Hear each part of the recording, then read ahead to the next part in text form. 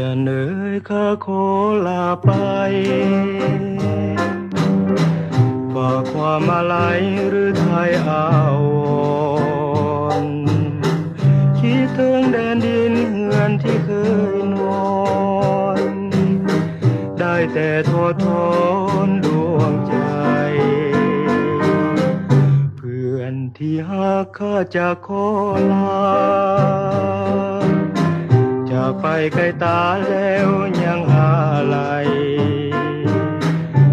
ถึงวันคืนที่เคยซื่นใจเวรกรรมอันใดมาพากจากกันยามคืนวันเพ็ญเห็นจันทร์เต็มดวงข้านึกเป็นห่วงไฟฝันเพื่อนเอ๋ยหากแม้นคิดถึงกันขอให้มองดูจันทร์เฮาคงพบกันในดวงจันทรา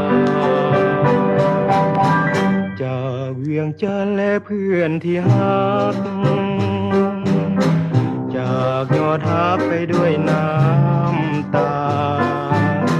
ไอ้โตระทมมนมองอุราจากกันไปไกลตาทวนหน้าคงได้พบกัน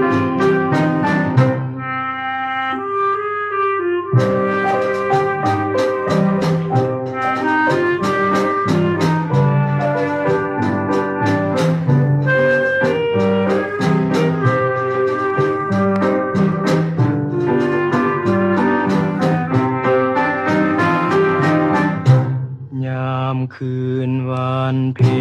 ญเห็นจันทร์เต็มดวงข้านึกเป็นห่วงไฟฝันเพื่อนเอ๋ยหากแม้นคิดถึงกัน